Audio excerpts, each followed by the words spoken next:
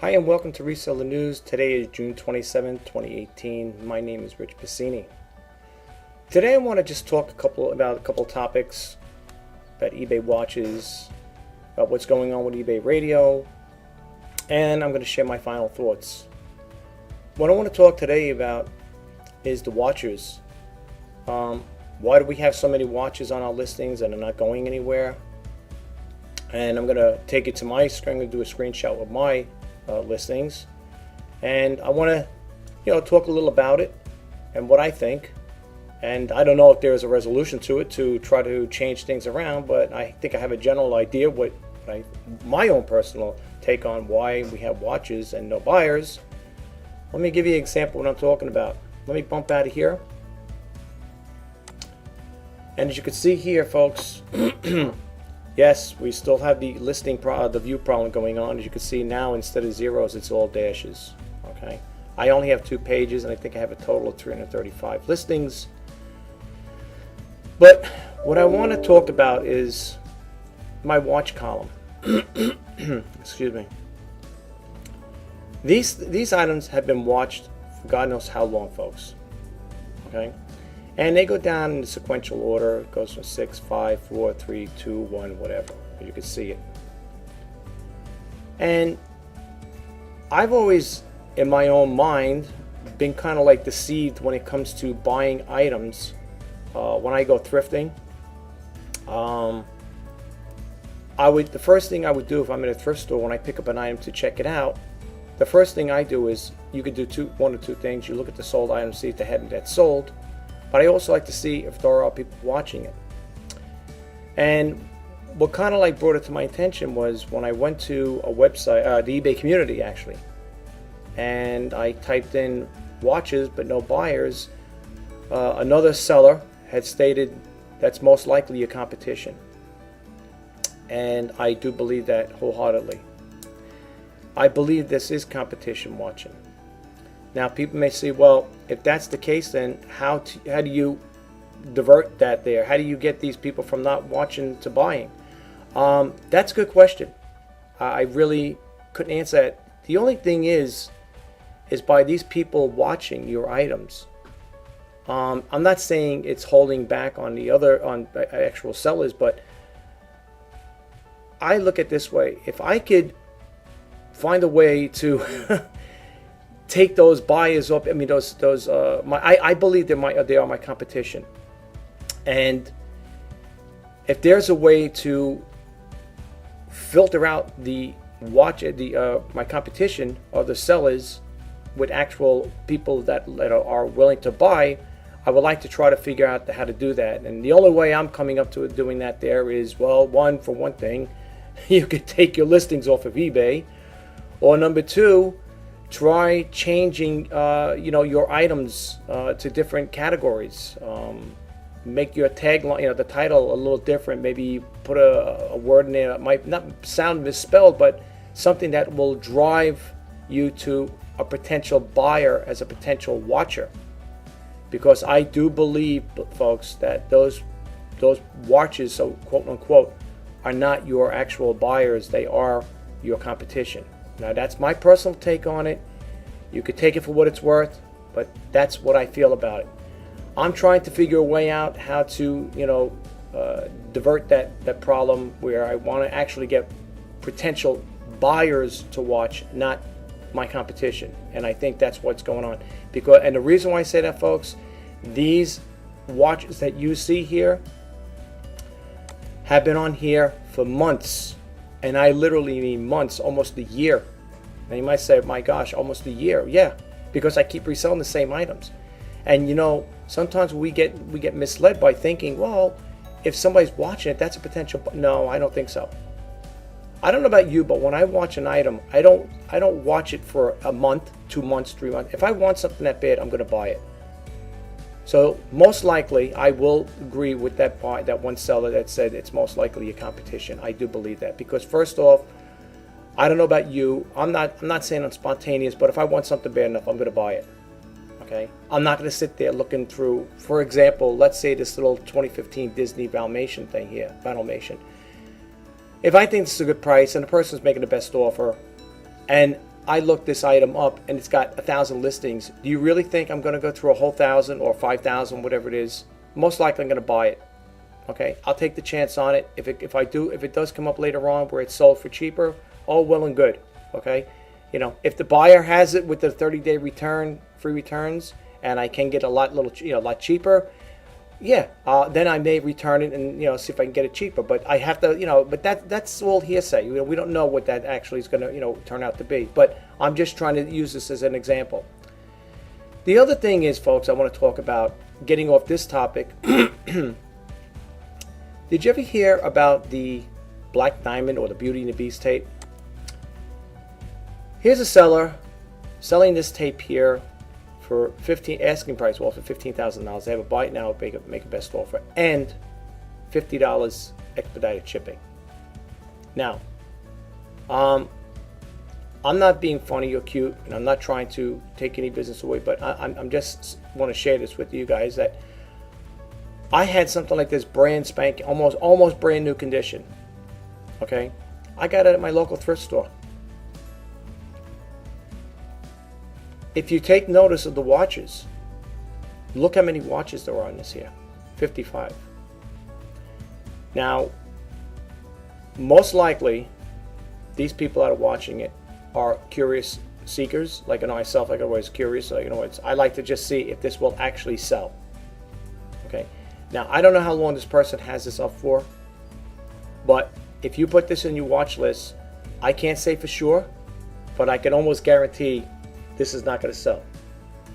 The auction will end. Even if the person has good to cancel, it's going to end, and most likely it's not going to sell. Okay, they say 2 viewed per hour. The reason why they're probably getting views is because, like I said again, people are curious. I myself could put them over here, add to my watch list to see if this will actually sell. And here's the other thing: if it does actually sell or gets a bid on it, is the buyer going to actually make the commitment? Okay, and look, $50 for expedited shipping. Now, when I'm selling VHSs, which I have one now, I'm selling. I think it's Cinderella. I think, I'm not really sure, or one of them was Snow White. I have it up there. I can't remember offhand. I only have for $3.99 first class shipping, and I think I got it for $9.95. I think I listed for something along that line. Okay. There was one like this. It was Beauty and the Beast. It was brand new back in the day. It was being sold for $30,000. I'm not making this up. It was on eBay. I heard it on eBay radio when they were talking about it. And supposedly it sold, but like even Griff said on eBay radio, said just because it's got a bid on it sold, it doesn't mean the transaction actually was completed. Okay. Again, this is what I heard. I'm just sharing it with you. Here's another one called Snopes. Over here you can see it's Snopes. I don't know. I guess they're another fast check, whatever. It says our Black Diamond Disney VHS tapes worth thousands of dollars. Now they have a little video over here. You could listen to it, or I can play it here. It's only 1 minute long. I think I'll play it, and I'll let you guys decide for yourself. You could just read it, and I'm gonna have to mute my mic because I'll get too much feedback. Again, and if you want to see this here, you want to read the rest of this article, I'm not gonna read the whole thing, but again, you can see what it says over here, the title, and I'm gonna play it for you guys, and I'm gonna mute my mic, and tell me what you think. Here we go.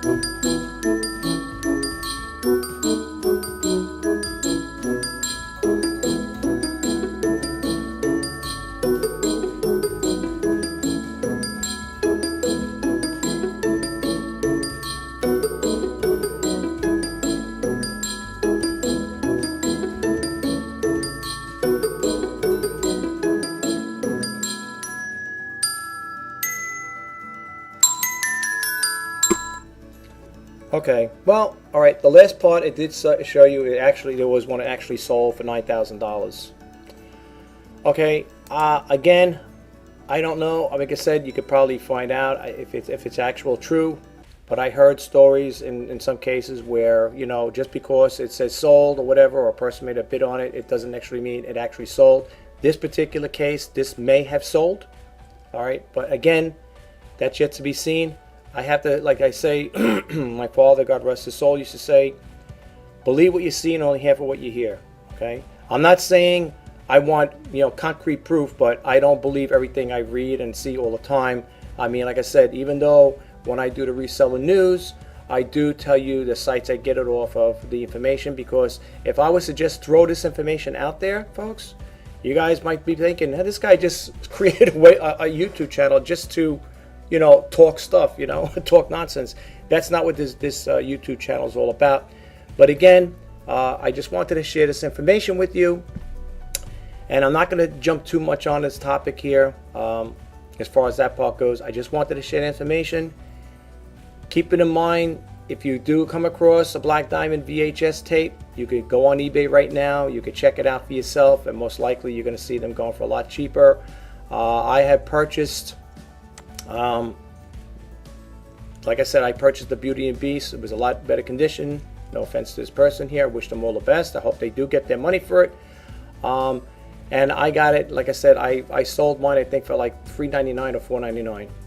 So I'm just telling you, that's what I'm just sharing this information with you folks, and I'm not here to put anybody down. I wish these people who do sell these items for high prices, I wish you all the best.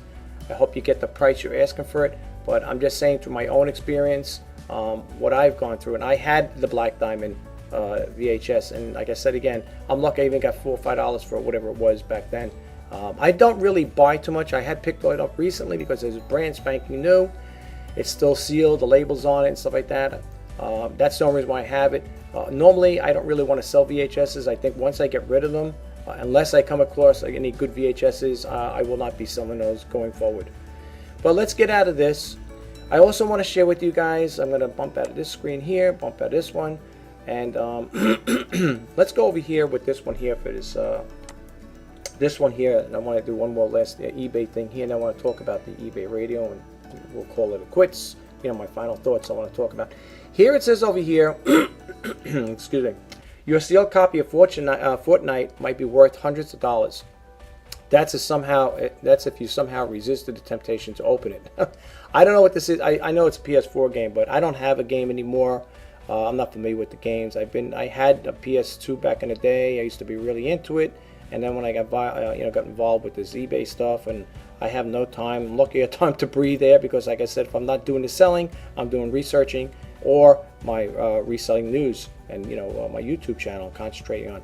But here it says over here, having an open copy Fortnite lying around, it could be worth a lot of money. Sealed physical copies of Fortnite for PlayStation and Xbox One are reselling for hundreds of dollars online. As noted by GameSpot, copies on eBay have sold for $200 to $400, while some people are paying up to $500. I don't know. Like I said, I'm not familiar. I mean, I know I'm not oblivious to it. I know of PS4, but I'm not familiar with this game. If you guys do have any laying around, brand spanking new, if you haven't opened it already, you might want to look into it, venture into it. If you could keep it, if you like I said, if you're not tempted to play with it, play this game, you might want to keep it new and try to sell it on eBay, see what you can get for it. Okay, and the other topic I want to talk about is, let's go over here. Okay, folks, here's the website I was talking about. It's Frugal For Less. I don't know if anybody is familiar with this here. If you're new to my YouTube channel, you may have heard me talk about it in my other past videos, but for those who are new, you might want to check it out. It's pretty good. They come up with different things. They got different categories and stuff like that to make money, save money, apps and websites, frugal travel, psychology of money, and then you have money-making apps, best survey sites, start a blog, and you can they talk a little about themselves. You can contact them. You can subscribe for free email updates. It says subscribe for a free copy of our book, 101 Money-Making Apps, and you just type in your email address there, and you could obtain that information. Over here, this one here, and this particular one here, it says 19 ways to get money fast. They said the one over here, it says the best laid plans are, and then they talk about the number one, you take online surveys, the gig it, okay, whatever that is, the gig economy. You have to read this here, folks. I don't read all these things verbatim when I do the reseller news, because it'll really protract into a lot longer than expected. So I just basically put the information out there. I'll give you the websites, and you could check it out for yourself. This is up here, as you can see in the URL. It's frugalforless.com. Here they have another one here. Number 3 is Airbnb, serve or bartend, take in advance. Okay, whatever it is. If you have a credit available on your credit card. I'm the frugal entrepreneur. I really don't like doing things like that. But for some people that may want to take that chance in doing that, I guess that's okay. If you feel comfortable within that, doing that, that's up to you. Sell some stuff. Of course, whoops, see what happened. Oh yeah, here we go. And then another one is sell some stuff. And then number 7 is sell free stuff.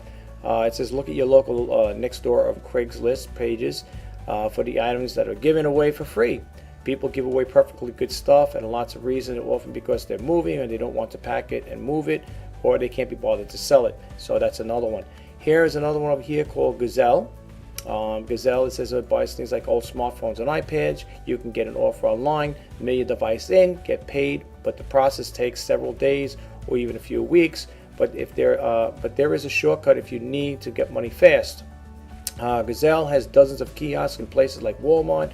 You could take your device to a kiosk, get an offer, and if you accept it, you will get the money right on the spot. Then there's pawn something. You could take it to a pawn shop, and if you want to, you get money like that. And the other one is sell plasma. I believe they're talking about the plasma TVs. If you have one, I would believe, right? Is that what that is? You can make $20 to $50 donation. You sell your plasma. Some plasma centers offer bonuses. One near me offers $250 for a donor, or first 5 donations before you choose a donation. I'm not really sure. Plasma? Well, maybe this is something else. I'm not really sure what that one's all about, folks, so you can check into that. Here's another one, sell your gift cards. Speaking of gift cards, if you have a gift card you'll never use or use, but you need the cash right away, you could sell something on the gift card or exchange it, like a site like Raise. And here's another one, return something while rummaging. Yeah, it says while rummaging around looking for those old gift cards your grandparents gave you. You can now, what it says, yeah, that you'll never use. Look for all those presents and well-meaning friends and relatives gave you. You will never use, and so on and so forth. They're talking about that. Get a payroll advance. Well, I don't know about that. Especially if you're working by yourself. For yourself, it's a different story. But if you're working for a company, I don't know how that would go over. And get a payday loan. For those with payday loans, I don't know. I did a thing a long time ago, a while back, a video in regards to credit card, the secrets of the credit cards, and they talk about stuff like that, payday loans. Be very careful with that, folks. Read the fine print with those things there and see the interest rate. I don't know how high they are, but definitely check into it before you go down that route. And it says over here, ask for a loan. Asking a friend to remember to loan you money can be difficult, but it could be one of the fastest and cheapest ways to get money fast. Often to sign agreements stating that you will start paying back at a loan and how long it will take. If you could, folks, if you plan on going to your own business or taking a chance at a business venture, you might want to, like, while you're working a full-time job, your day job, maybe put a little money on the side for that there. This way it doesn't really affect your regular money, your savings or whatever. And try to put so much money, squirrel money away maybe each week until you actually get involved with your business, your part-time business, however you're going to do it. But I wouldn't ask for any loans right now. I'd rather be independent if possible. Try to do it on your own rather than, go asking relatives or going to a bank and stuff like that. Because try to start it on a shoestring if you could. I'm not saying it's the easiest way. Some people may agree to disagree with me and say, well, it takes money to make money. I understand. But if you're on a budget and you don't have the resources just yet, you might want to take a little, take note on that. Here's another one. You could tutor. It says over here, tutors. There are several online tutoring services, including QKids, where you can make as much as $20 an hour. You could also tutor the real world, advertise your service like a Nextdoor, or a local parents' Facebook group or Craigslist. Tutoring is one of those side hustles that can grow into a pretty substantial source of income if you're good at it, and you can get a lot of word of mouth clients. And then you have your busking, your spare change. I guess, like I said again, if you put money away each week, you know, there's people used to say there, it's not as much you can make, it's how much money you can save, you know. So again, if you could put like some money away each time, it'll help. Raid your retirement account. I don't think that's a good idea, unless you have a lot of money in your retirement account, and it depends what you're venturing into. Be careful, folks, because remember, it is your retirement account. And then, of course, they got in the future or whatever, and it goes on. You could read the whole thing here. I'm not going to get into this, folks. Like I said again, when I do the reseller news, I like to share information with you guys, and hopefully you get something out of this channel by, you know, subscribing to it. So I hope the information I put out helps in some way. Okay. But anyway, let's see. I want to just close out this here, and I want to talk a little about radio, eBay Radio. Now, a lot of you people know out there that follow me on this YouTube channel, I do listen to eBay Radio religiously. However, I didn't listen to it this week, yesterday's, because I was busy doing stuff. But as you know, eBay Radio was talking again about the online taxes again. And this is yesterday's broadcast. You can see this is the archives. All right, I'm going to talk a little more about eBay Radio before, but I just want to say over here, this is for June 26th, which is yesterday. If you guys have the time, you go up here, voicemarketingradio.com. Listen to the latest broadcast, which would be this one here. If you got the time, it goes between 2 to 5, I think, or 2 to 4, something like that. Read this one here, or listen to this, listen to this one here, show 728, segment 2. It's a Supreme Court ruling on South Dakota versus Wayfair, and what it means for your business on eBay. Our guest is Mark Fagiano, CEO of TaxJar. He puts it out there, folks. Now, if you got the time, listen to what this gentleman has to say about the online sales tax thing. Okay, listen to it, and you know, I don't know what takeaway you're going to get from it, but I know what I'm getting away. What the takeaway I'm getting from it. It's going to be a nightmare. That's my takeaway on it. But I'd rather you listen to it for yourself. You know, it's just like going to a movie. You can't always judge what other people say about a movie, you know, until you actually go see it. So you can't base it on what I'm telling you. You got to listen to yourself. Maybe some people misinterpret the way the people present this situation, and therefore it may sound a lot worse than it is. But again, you check it out for yourself. What you want to look for when you go to the archive is show 728, segment 2, and it's the one over here, Supreme Court ruling. You go a little ways down, and they talk a little more about that there. You're going to hear another one, the government relations team, talking about the internet sales tax. This particular segment, or this particular eBay Radio talk show one here, does discuss pretty much about the taxes in here, in between these segments. So check it out. If you could listen to it, put it in the background. You know, listen to it in the background. That's what I do when I'm listening, although sometimes it could be very distracting, okay? But, you know, check it out for yourselves, and you'll see they have different topics. Like here, this one here is show. I didn't get a chance to listen to this, folks, so I didn't hear all of it. I just listened to a little part of it in the beginning, and then I went to the end, because in the beginning of the segment 1, segment 1, in the first segment over here, yes, segment 1, Lee says to hang around, because at the end of the show, at 4:45, they're going to make a special announcement, and I'm going to share that special announcement with you guys, because I went right down to the bottom of it, because you could do that after the show gets, or it's pre-recorded, it then becomes pre-recorded afterwards. It's no longer live. It'll take you right to it. So listen to that there. Here it says over here in this one here, how to use social media and how not to. Our guest, John Lawson, CEO of Kohler Ice Media and author of Kick-Ass Social Commerce for e-preneurs, known as Shoestring King. Yeah, Shoestring. Okay, yeah, that guy. I heard of this guy once before. He's pretty good. He gives pretty good advice. And you go down a little more over here, and it's usually on Tuesdays, folks. It's usually 9 segments. The Top Rated Seller Hour. Here, This is for last week. I didn't get a chance to finish this one here. I didn't get a chance. This is the one that's only like so many segments. I think it's only 4 segments. Anyway, long story short, Lee Mirabal and Griff are the hosts on eBay Radio. Lee Mirabal is going to retire.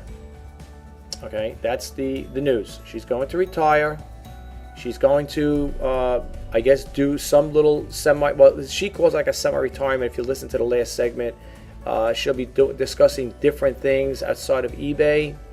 However, the show will go on, as they say, and Griff will, from what I understand in that last segment, and if you don't want to listen to the whole thing, just go to segment 9. Wait, which one here? No, not this one here. I'm sorry.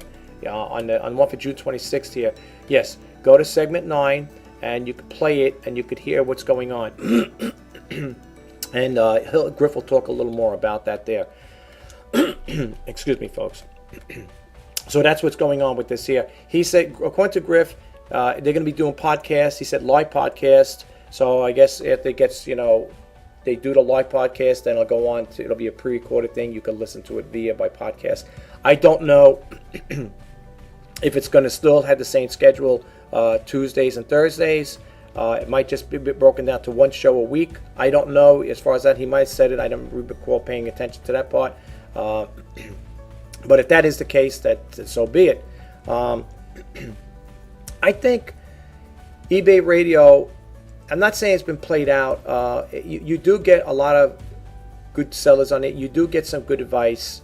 Like I said, I've learned quite a bit from it, and yeah, it's going to be sad, not hearing Lee Mirabal anymore over there. She will be around to do the Las Vegas show, which is next month. I think she's going to be for that last one there, and I think they're going to have it tomorrow. Is Thursday, so the show will go on tomorrow.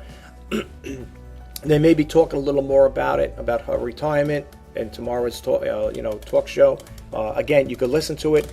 And if you're not familiar with the schedule, for now, until it actually goes all, until they actually split up and she retires, goes on retirement, it is Tuesdays, this is Pacific time, 11 a.m. to 2 p.m. and Thursdays, 11 a.m. to 1 p.m. So it's like an extra hour. That's what it is. It's an extra hour here. I'm on the East Coast in New York, so this time here will be 2 p.m. on both of these here, and I'll go on. This one will go from 2 p.m. to 4.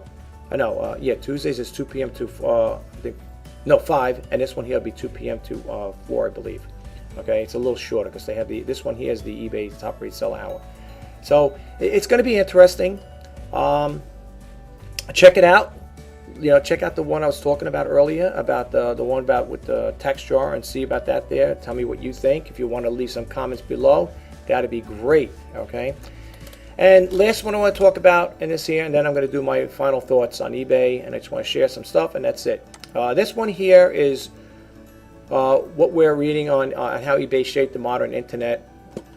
This is from Axios.com, and you can read a little about it. It says eBay was the first major marketplace that revolutionized how people view the usefulness of the internet in the 1990s, pioneered by both promise and pitfalls of online platforms, including dynamics that plagued the largest forces on the internet today, argues New York Times reporter John Herman.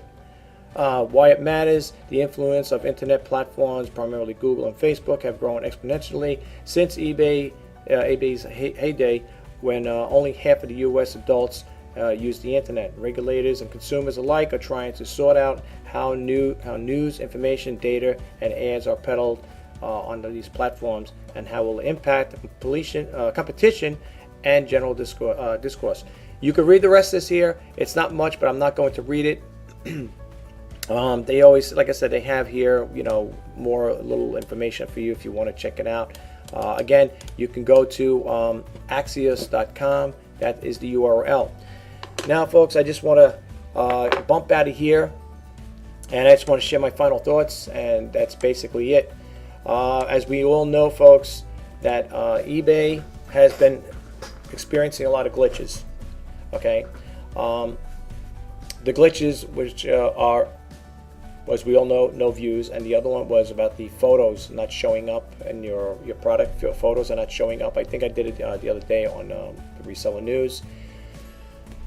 Yes, it is. It does have, glitches in there that I believe are causing slow sales. And I got a message from eBay. Matter of fact, they called me up on my phone. I'm not going to play the message just yet. Maybe I'll do it another time. It was kind of interesting, stating that yes, we acknowledged basically telling we acknowledge your concern about the no views. However, your items are still searchable, or your listings are still searchable in search, and people can still buy from you. I think I mentioned it once before in my other videos that I got two different responses from two different teammates, and one was that it doesn't affect your sales with the no views, and that it is still searchable. Now, unless I typed something wrong when I did my Google search, I tried looking something up after I got off the phone with the eBay teammate, and lo and behold, I didn't find my item that popped up there in search. And in regards to the views, she's saying, this teammate was saying that people can still make purchases from it. It's still searchable. Now, that may be true to some point, okay? But let me just share this part with you. Now, I shared it with another teammate, and like I said again, I didn't, lure the teammate or coerce a person in any way, size, shape, or form to make them, tell what they want. This was a liberty they did on their own. Okay, they willfully came out and stated to me that yes, it does affect your sales with the no views. This is what the teammate said. Okay, and I just said, can I ask you one question? Does this no views affect your sales? And he told me, yes, it could affect your sales. That's what he said. I'm just sharing this. For those who are new to my channel, I do share this. I share information. I call it the His Initiative, to help, inspire, and share. That's what this YouTube channel is all about. Okay, but the thing is, what's going on with eBay reminds me of. Have you guys ever watched the Pirates of Silicon Valley? If you haven't, I'm going to play a little clip for you. Their history. I mean, they're 1950s. They're Ice America. They're a bloated enemy in a crumbling castle. And we're storming it. I know what I'm talking about. That's what that clip reminds me of. What's going on with eBay. I'm not saying it in a bad way, but that's what it reminds me of. And I thought it was kind of like funny. I had to pick that particular clip out in the video, and I want to add it to my chat to this video here. It's true though. What that clip depicts is that, to me, what I got out of that little clip is like, what is the future of eBay?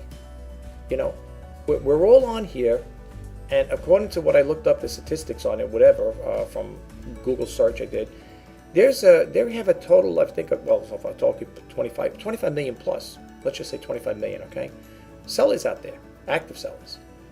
And if we're all in this big club, which we are, there's no restraints. Anybody could join this club.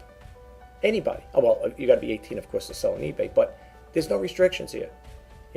There's no prerequisites to get into it. You could join it. It's there. You could sign up, join eBay, interact, and so on and so forth on the eBay community chat board and so on and so forth. It's a big club. It's a big selling club, and we're all invited. You, me, and 25 million other people are all invited to this club. But the thing is, I wonder the future about eBay. What's actually happening here? I know some people will still boast and talk about it. Not saying brag, but boast and say, hey, I'm doing really good in sales. I sold this, I sold that. But if you look at sites like downdetector.com now, somebody in my Facebook group said, this downdetector.com, is it like, in other words, is it all a lot of malarkey? A lot of, is that a good site? Is like a viable site? Look, the only thing I could say in regards to that response to that person that follows me on Facebook, who was a member of my group, is these are other people posting on there. Okay? It's not my site. It's not eBay's site. It's called downdetector.com. I think I put it there once before. The URL is on my videos. I talk about it. These are people like you and I, folks, that when they come across a problem or they have an issue with eBay, they go to Detector.com and they post on there. You got to sign up or whatever to leave a post. I have been getting some traction back from that. But one of my videos, I've been getting a lot of traction. Well, to me, it's a lot. I'm a small-time YouTube channel guy here, but on one of my channels, on one of my videos, I should say, I think it was the video that says, "Are no views causing you to lose sales on eBay?" I think it was that one. And I've been getting a lot of feedback, well, enough feedback, back and forth, going about. So I'm not saying I have thousands of them, but I am getting some feedback on it. It is getting some, attention. But the point I'm getting across is, folks, it's not only me. There's a lot of people calling up with the same problems, okay? And that's what's going on now. When I called up the last teammate, which was it yesterday or the day before? The days are flying by. I'm losing track. I had called up in regards to the no view situation, but I also had called up for the. I thought my top rate seller status was being removed because the way they said, "Well, thank you for being your top rate seller, but you're no longer." I think I got a memo. I think it was in my video, something like "You're no longer a top rate seller." But that, folks, was for the global shipping. Because I don't use global shipping, I lost my top rate seller status on that part. I don't care. I don't do global shipping right now, so I don't care about that.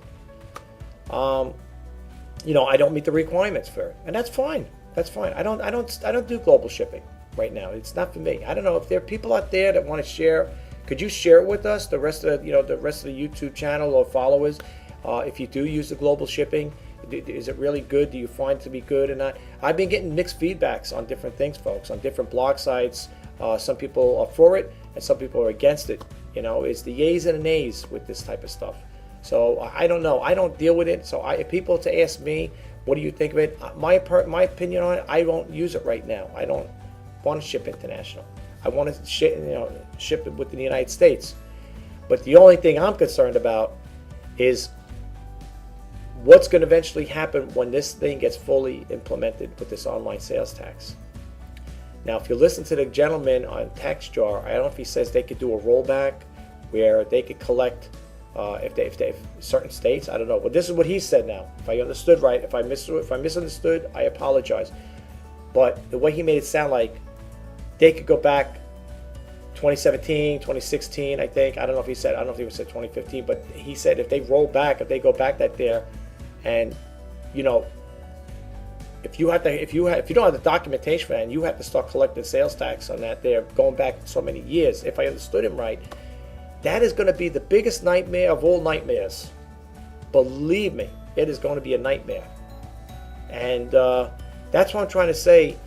With that little clip there, Pirates of Silicon Valley there, just like Steve Jobs said in there, it's a bloated economy, it's a crumbling castle, whatever he says.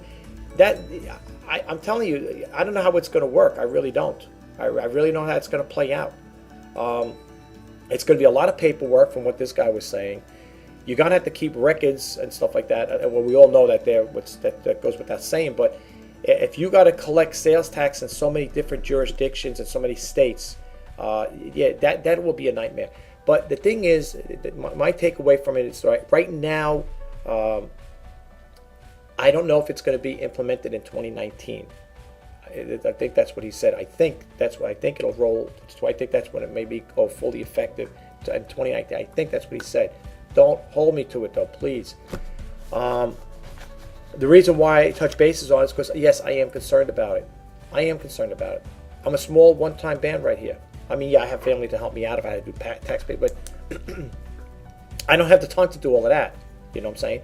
I mean, one guy on that talk show, on that eBay Talk Radio, that's where I heard it, of course, yesterday's segment. They brought another guy on talking about the taxes, and I agree with him, and I think I said this in my videos once before.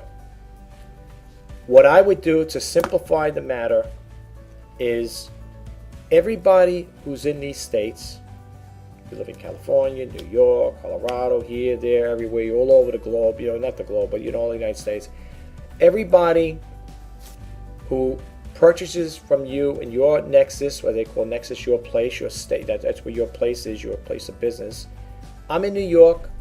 I would collect the sales tax for New York, for all the people that buy in New York from me, because I'm here. This is my nexus where my physical location is. I would collect the taxes and submit them to New York, to the New York Department of Taxation. I've done it last year, this year for taxes. Okay, that's how I would do it. Okay, that's the way. If they want to simplify it, that'd be an easy way to do it that way. Then I think it was Lee Marable who brought it up and said, could this go federal? Wouldn't that be better? And he said that would be a lot better because I guess the way it would work, I don't know, federal. Again, I'm not a tax attorney or tax accountant or CPA, so don't hold me accountable for this. If it goes federal, I would think it'd be one thing that you'd have to worry about. So in other words, all the money you make, the sales you make, whatever, I guess that's how it would work if it went federal. Then, of course, it would go on your tax forms as, income or business or hobby income or, other business or business, I don't know how this, like I said again, I don't really know how it's going to play out. Okay. That's why I'm trying to say with eBay Radio, you can get some good tips from it, from people. They do bring on good people and stuff like that. There are, like I said, top-rated sellers out there and stuff that are very helpful in getting their message across. Check it out if you got the time. I showed you where you could read, listen to it, and let me know what you think, folks. Okay, that's all I'm saying. I don't know what's going to come out of this here. I think my personal take on it, for people who are not into the path of least resistance, people that want to get too complicated or their brain will get numb doing this stuff here, unless they simplify it enough, I think there are going to be a lot of people shying away from eBay. I think there will be people, and other platforms too, not just eBay. I mean, because it's going to go right across the board. I mean, it's going to be Amazon, Etsy, and whoever. So, like I said in my other videos, if you think you're just going to say, oh, it only applies to eBay, no, it's going to apply to all. I would assume it's going to apply to all selling platforms, which it is. Okay, there's no way around it. Okay. There's no way around it unless they simplify the system, make it where it's easy enough. My personal take would be, I don't know about that federal thing. That sounds good from what the person was saying, but my personal take would be is if you were to ask me, I would think that everybody that lives in these states collect their sales tax for your state in which you're doing business in, and just submit the money to the Department of Taxation, whatever state you're in. That's it. However, the way I understand it, if you do have other locations, let's say I'm in New York, and let's say I have a warehouse out in California or Florida, yes, if I'm doing business out there, yes, I should pay sales tax to California and Florida because I have other locations there. Okay, that's fair. All right, but the only thing is, if you're a person that wants to simplify things, and I'm saying this in a very diplomatic way, and don't take it the wrong phrase as advice. I mean, in this what I'm about to say, but if you're a person that's not into all that complication, tax papers, because let's face it, tax time can be confusing for certain people. You know what I'm saying? And if you don't know how to do it, you could screw yourself up. You might end up undercutting yourself. You may either overpay, underpay, and then you're going to get some tax notification, a letter in the mail saying you're underpaid, and you probably get it with penalties and everything else, interest charges, whatever. I'm not a tax attorney. Okay, all I'm saying is this. If you are a person that don't want to deal with all that tax stuff, the way to do it, the right way to do it, is if you still went to your thrift stores, or like in that video, in this video here I was talking about next door, where you go to your local community where they have post stuff on there for free. You get stuff for free. Okay, I know it sounds crazy what I'm about to say, but I have to say it. You would go to let's say your neighbor down the block is getting rid of a computer, an old computer or whatever, a VCR or something, and they say you want it, you can have it for free. And then in the summertime comes around, you have a yard sale, and you're putting your neighbor's stuff out there, and you're making money, but you got it for free.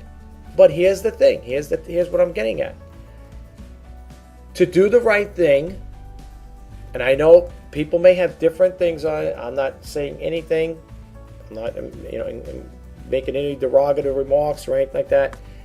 The right thing would do is, especially if you're doing it as an income, a hobby, or a side business or whatever, The right thing to do would be is when you make money off your sold goods from your yard sale, to put that on your tax forms as other income.